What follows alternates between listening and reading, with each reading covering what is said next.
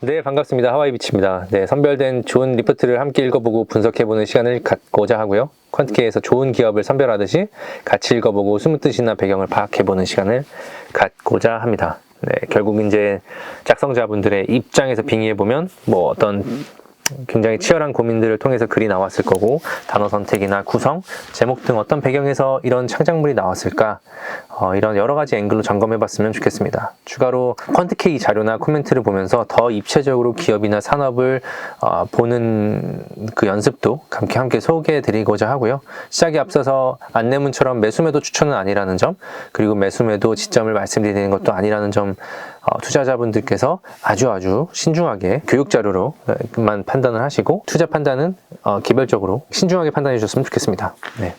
오늘 기업은요, 인텍플러스인데요. 지금 상상인 증권에서 2023년 12월 14일에 정민규 연구원님께서 발간해 주신 리포트입니다. 제목을 보면요, 4분기 프리뷰라고 했을 때 이제 실적에 대한 프리뷰를 한 거죠. 파종이라는 단어를 썼는데, 12월 14일이면 겨울인데 이제 파종이라는 말을 썼어요. 이 파종이라는 의미가 이게 한 단어가 얼마나 큰 의미를 가질지 여기 끝을 한번 보면서 말씀을 드리면요. 여기 씨앗이라는 표현을 썼죠. 여기 앞에 보면 1번, 2번, 3번. 이게 지금 핵심 포인트입니다. 그래서 북미 핵심 고객사, 뭐 당연히 인텔이겠죠. 대만 글로벌 기업 TSMC겠죠. 국내 고객사와 2.5D 패키징 장비 수주 시작. 이거는 당연히 삼성전자겠죠. 2.5D 패키징은 삼성전자만 하니까요. 그래서 와, 이 회사는 참 대단한 기업들에 대한 대응을 하고 있다. 그게 파종되고 있고 씨앗이 이제 뿌려졌으니 그것들이 쑥쑥 자라나서 내년 상반기, 하반기에 실적으로 터나는지 잘 봐야 되겠다라고 말씀하시는 것 같아요. 목표 주가는 38,000원이고 종가는 31,850원이었네요. 시가총액은 4천억이고요.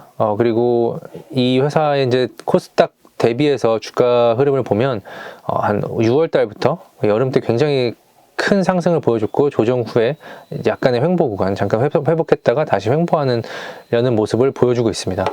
매출액은 24년, 25년 보시면 한 1200억에서 1700억 정도 예상하고, 올해는 한 700억 정도로 좀 저조한 편이었고, 영업이익은 올해는 적자 130억 정도, 그리고 내년 100억, 내후년 300억 정도를 예상을 하고 있고, 순이익도 비슷한 흐름을 가고 있습니다. 그래서 이제 P5R 기준으로 지금 한번 보시면 요 24년, 25년 보시면 멀티플 기준으로 보시면, 그러니까 PER 멀티플 기준으로 보시면 한 13배에서 28배 정도 보고 있다고 보시면 됩니다.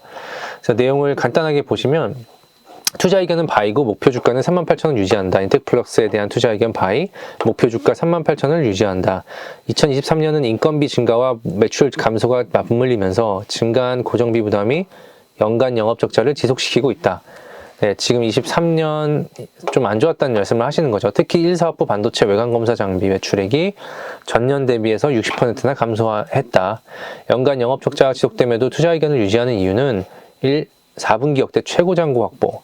잔고가 굉장히 많다는 얘기죠. 그래서 한번 잔고를 제가 보시면, 인텍플러스를 보시면 지금 여기 분기 보고서를 보시면 여기 매출 수주 현황에 나와 있습니다. 내려가 보시면 지금 현재 잔고는 한 770억 정도 된다는 거. 회사의 매출액이 아까 700억 정도 수준이었기 때문에 올해 그 대비하면 굉장히 높은 수치죠. 수주 잔고가 확보가 되고 있고, 글로벌 고객사향 데모 장비 진입 추가 R&D가 순항 중이다. 이거는 뒤에서 말씀을 드릴게요. 3번은 2차전지 검사 장비 매출 본격화가 기대된다. 2차전지로도 매출이 증가한다라는 걸 말씀을 해주시는 거예요. 그래서 이런 기대감에서 보면 지금의 실적이 좀 안 좋아진 거는 감수할 만하다. 그리고 이 지금 실적 안 좋아진 거는 아마 전방산업이 조금 투자가 지연되고 좀 감소되면서 작년 2분기, 3분기 영향을 좀 많이 받았던 것 같아요. 거듭 말씀드리지만 작년 2분기, 3분기가 장비업체들한테는 굉장히 안 좋았다. 소재업체들도 마찬가지고요. 그리고 두 번째 문단에 보면 영업적자 지속하지만 성장성은 유효하다. 이 부분은 이렇게 이제 실적에 대한 전망을 4분기를 해주셨고, 어쨌든 컨센서스를 하회한다. 그리고 수주 확보 상황은 긍정적이고 분기 말 기준 역대 최고 수준인 800억 정도의 수주잔고를 가지고 있다. 그리고 연간 매출액은 이렇게 나오는데 아까 말씀드린 수준이고요. 큰 폭의 실적 감소가 예상된다. 다만이면 굉장히 중요한, 강조하고 싶은 내용이죠. 수주 내용과 R&D 방향성을 보았을 때 기술력에 기반한 성장 모멘텀이 유지되고 있다고 판단한다. 그러니까 이 회사는 결국 지금 고객사와의 수주, 그리고 R&D 방향성을 잘 봐야 되고, 어떤 기술력이 높다라는 말씀을 하시는 것 같아요. 높은 기술력이라는 말이 숨어 있지 않나 싶어요. 기술력에 기반한 성장 모멘텀은 유지되는 것으로 판단한다. 그러면 인텍플러스는 결국 고객사와의 어떤 R&D 방향과 기술력, 요거를 잘 파악을 해야 된다라는 말씀을 하시는 거예요. 그래서 내용을 잠깐 보시면, 인텍플러스는 현재 글로벌 탑티어 기업들과 진행 중인 개발 과제들이 많은 상태다. 많은 상태라고 하셨어요. 1번은 기존 북미. 기존 북미는 뭐냐면, 그러면 여기서 우리가 예상할 수 있는 건 뭐냐면, 기존의 북미 핵심 고객사가 있고요, 새로운 북미 핵심 고객사가 있다는 얘기예요. 뭐 시장에 알려졌다시피 기존 고객사 같은 경우는 이 회사의 솔 벤더로 활용하고 있는 인텔이 될 거고, 그리고 새로운 북미 고객사 같은 경우는 북미의 T사가 되지 않을까 싶습니다. 그래서 이런 부분들은 계속 신규 고객사가 진짜 고객사로 유치가 되는지 계속해서 잘 파악을 해야 될 것 같고요. 그럼에도 불구하고 인텔과는 굉장히 돈독한 관계를 유지하고 있다. 그래서 퀀티케이를 잠깐 가보시면, 여기 인텍플러스를 치시면 이렇게 최근에 코멘트들도 있고, 여기 인텔 관련주 코멘트를 보시면 인텍플러스, 인텔과 2018년에 인텔 공식 협력사로 선정돼서 이제 어드밴스드 패키징 검사 장비를 공급 중이고, 인텔 솔벤더로서 향후 부각될 가능성이 있다. 인텔이 굉장히 지금 투자에 적극적인 상황이에요. 그래서 이런 부분이 인텍플러스한테는 굉장히 좋은 업황 상황이다 말씀을 해드리는 것 같고, 2번 같은 경우는 대만 글로벌 기업과의 TC본더 검사 장비 데모 장비 진입. 이 부분은 조금 의아한데요. 대만 글로벌 기업은 TSMC일 것 같고, TC본딩 쪽으로 검사 장비를 들어가는 건지는 좀 추가적인 확인이 필요한데, 데모 장비가 들어가는 거는 지금 마이크로 범프 쪽의 검사 장비가 지금 데모로 들어가고 있다고 알고 있거든요. 제가 마이크로 범프가 어떻게 TC본더 쪽이 아니라고 생각을 하는데, 코어스라고 하는 패키징을 잠깐 보시면 구글에서 코어스라고 쳤고요.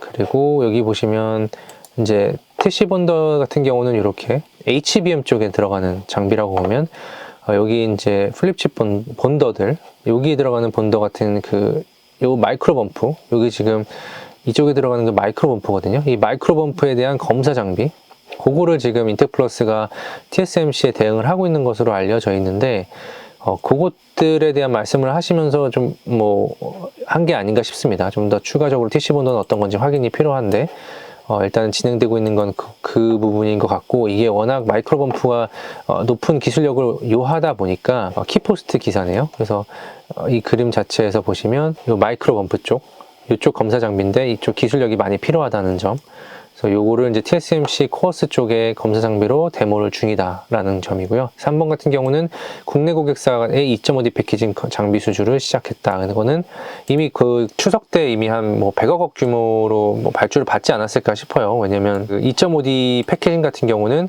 이미 추석 때 삼성전자에서 발주를 시작을 했었고, 지금 순차적으로 더 물량이 나오지 않을까 싶어요. 지금 한 위클리 한 10K 정도 규모로 삼성에서 2.5D 패키징 캐파를 증설하고 있고, 이 부분을 이제 TSMC의 코어스의 캐파만큼 또 증설하고자 하는 게 또 삼성전자의 목표이기 때문에, 중장기 목표이기 때문에 그런 부분을 잘 지켜보면서 보시면 좋을 것 같습니다. 그리고 이 내용이 왜 중요하냐면, 후공정 쪽에서 검사 장비나 후공정의 장비들이 왜 중요하냐면, 최근에 이제 업계에서 많이 얘기가 나오는 내용인데, 선점이라는 부분이 굉장히 중요합니다. 사실 제가 지금 리포트를 가져오지 않았지만, 김경민 연구원님께서 지난 가을쯤에 9월 19일 날 IR 협의회에 김경민 연구원님과 이나연 RA님께서 적어주신 리포트가 있어요. 그래서 그 내용을 보면 어드밴스드 패키징에서 선점을 하는 게 굉장히 중요하다. 왜냐? 지금은 새로 시작되는 어떤 시장이기 때문에 그 시장에서 먼저 들어가면, 먼저 들어가서 표준이 되면, 그 업계의 표준이 되면 다 다른 고객사들까지 횡전계가 가능하기 때문에, 이게 나중에는 곱하기 2, 곱하기 3, 곱하기 4 이렇게까지 매출이 증가할 수 있는 부분이라, 지금 이렇게 잘 데모를 진행하고 개발하고 하는 흐름이 2년, 3년, 4년 뒤에, 그리고 또 심지어 5년, 10년 뒤에 어떤 표준을 만들어내는 그 작업이기 때문에, 이 부분에 대한 회사의 밸류에이션을 많이 주는 거 아닌가 싶어요. 그래서 PER 멀티플 같은 경우도 좀 높은 편이라고 볼 수도 있지만, 충분히 이런 멀티플을 받을 수 있지 않나라는 것들이 정민규 연구원님께서 말씀을 해주시는 포인트가 아닐까 싶습니다. 그래서 여기 보시면, 내려가 보시면 이렇게 밸류에이션을 하는 내용이 있고, 그리고 수주잔고 이렇게 늘어나는 부분, 좀 내용을 보시면 좋을 것 같고, 이렇게 인텔플러스 같은 경우는 1사업부가 반도체 외관 검사를 하고요.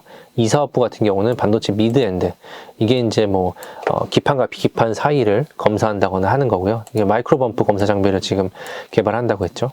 그리고 이 사업부에서는 FCBGA를 검사 장비를 하고 있었고, 지금 FCBGA 검사 장비 수요가 조금 줄어든 상황이기 때문에 아마 지금 3사업부 디스플레이나 2차전지, 특히 2차전지 외관 검사기로 굉장히 많은 수요가 있는 것으로 파악을 하고 있습니다. 그래서 이런 부분 잘 체크해 보시면 좋을 것 같은데, 지금 최근에 저희 퀀트K에서 올라온, 여기 보시면 이제 인텔 파운드리 관련해서 이 내용들을 좀 체크해 보시면 왜 어떻게 해서 인텔이 증산을 하고 그 수혜들이 한국에 있는 인텔 관련된 밸류체인으로 들어올 수 있는지 좀 체크할 수 있는 부분이 있으니까 잘 보시면 좋을 것 같고요. 우리가 그 안내문처럼 매수매도 추천은 아니고요. 매수매도 시점을 알려드리는 것도 아니지만, 그래서 개별 투자자분들께서 좀 신중하게 판단을 해주셨으면 좋겠고, 종종 이렇게 좋은 리포트를 선별해서 함께 읽어보는 시간을 가질 텐데, 지금 리포트를 읽어드리는 것도 결국은 베이스가 되는 게 퀀트K거든요.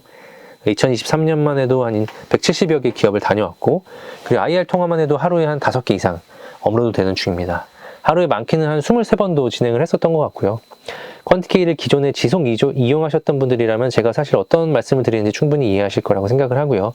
리포트 듣는 영상을 보면서, 그리고 퀀트K와 대조하고 퀀트K를 활용하면서 어떤 기업에 대한 확신, 내 판단에 대한 확신, 그리고 또 내 비중에 대한 확신을 가져가셨으면 좋겠습니다. 퀀트K 첫 회 이용료가 90% 할인 이벤트 중이니까요.